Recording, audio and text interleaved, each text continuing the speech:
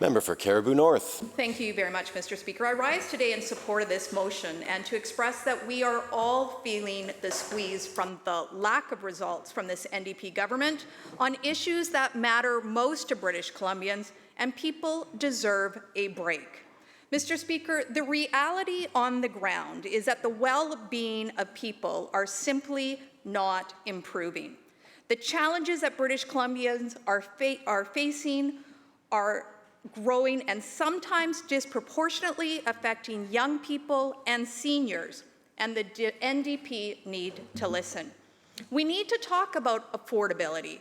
The NDP government continues to make announcement and then a re-announcement while the cost pressures continue to increase and people continue to live paycheck to paycheck.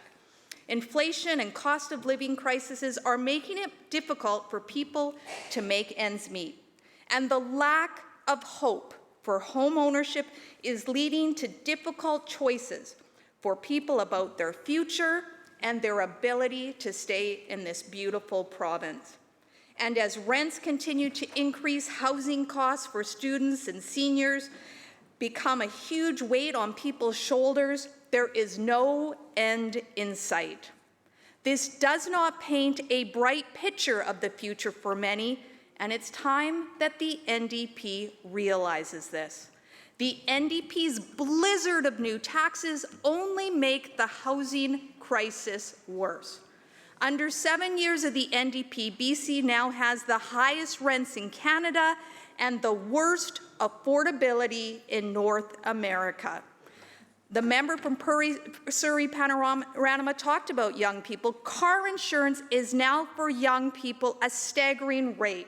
For that individual who lives in Surrey and goes and studies at UBC, think about the cost pressures that this government has put on young people, whether it is insurance, whether it is the plethora of taxes. It's simply not sustainable, and the NDP needs to do better. How are students supposed to focus on their studies and attend school when they fork over $3,000 a month just to sleep? It is unreasonable, and the young people in our province deserve better results than this. Unfortunately, the increased cost of living is putting significant pressure on our students. In the past year, we've continued to hear from student associations about the major increase in students accessing food banks on campus. Last Christmas, we heard of students dumpster diving for food. I'm sure that all members in this House can agree that this situation is deeply troubling. The most recent poverty index points to a failing grade for the NDP government in this province. Today I have my dad joining us here from the Caribou. Our family has been in the Caribou for since 1933, so multiple generations. A retired farmer, has worked hard his entire life. He's helped build our community, and we're incredibly grateful and proud of that. But we have these conversations about the pressures that seniors are facing in our communities, and it's very real. As tax increases continue, as we see the inflationary cost pressures, as we see food costs increase, especially in our rural and remote communities, that pressure is very real. There are things that this government can do to improve that, and that is why it is our job to hold the government to account and to raise the continuous message that we need to look at things. You cannot continue to raise taxes on everything and expect that things are going to get cheaper.